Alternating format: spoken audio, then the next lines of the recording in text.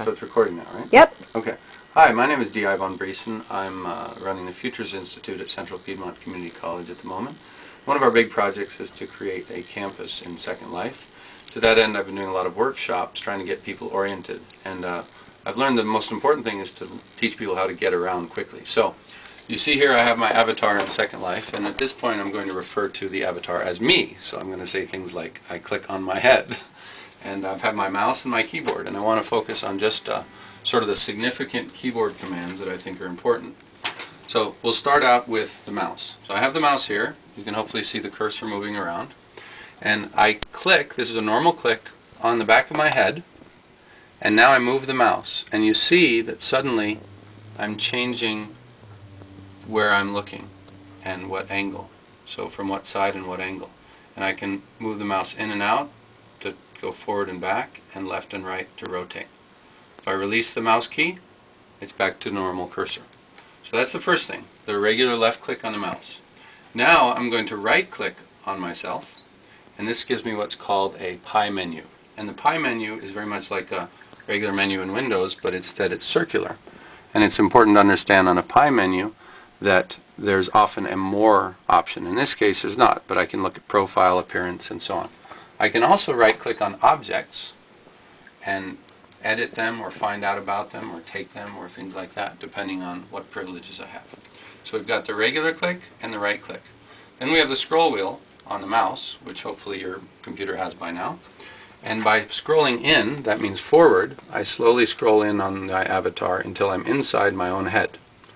And now I can look around as if the camera is actually right inside my skull, looking out my eye sockets.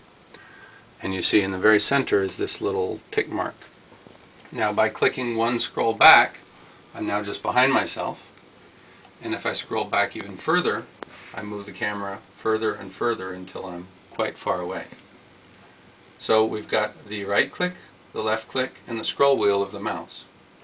If you just move the mouse without clicking anything, you see it just goes and moves around.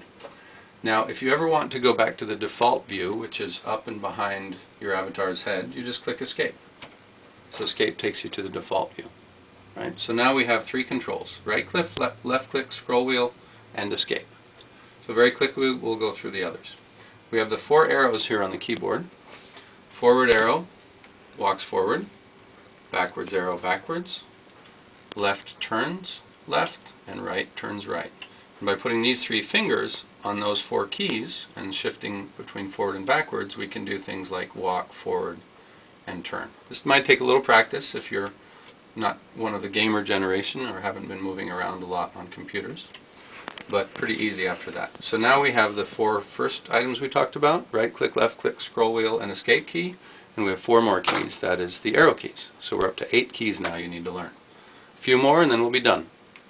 The home key, which is up here on the top of your keyboard, toggles flying. What I mean by toggle is it turns flying off and on. So I'm not flying now, I click the home key, and suddenly I'm hovering, which means I've turned flying on. I can also use this button down here, which says stop flying or fly, but I prefer the keys. So I'll hit home again, and I land. Home again, take off, home again, land. So basically just, it's like a switch, turning flying off and on. At any time I can hold page up, which is fly up. And hold page down is fly down. So you notice I can basically land and start flying without using the home key. But sometimes you just want to hover, so we hit home and now we're hovering. At this point we can still use the arrow keys to turn, but now instead of walking forward, we're flying forward, like so, and flying backwards. And then we can still use the page up and page down keys to fly up and down. And so back to our very first command, which is a regular click, we can also click on our head and look down and look up in the very same way. So that's almost it. That's 8, 9, 10, 11 commands, and we have just a couple more and we're done. So I'm going to land. You'll see what happens if you don't land gracefully. I'll click Escape again to get back to my default view, and I'm going to hold the Alt key with my left hand, and notice how the cursor changes to a handheld magnifying glass. And now I will click on anything else on the page. In this case, the base of this statue, and notice how it centers that on my screen. And at this point I can scroll in and out on whatever I clicked. So I could pick something else like the base of this light and center on that. And then finally, by holding the Ctrl Alt, I can rotate around anything. So holding the Ctrl Alt, these two keys side by side, and clicking on an object not only centers on that, but allows me to rotate around it in space.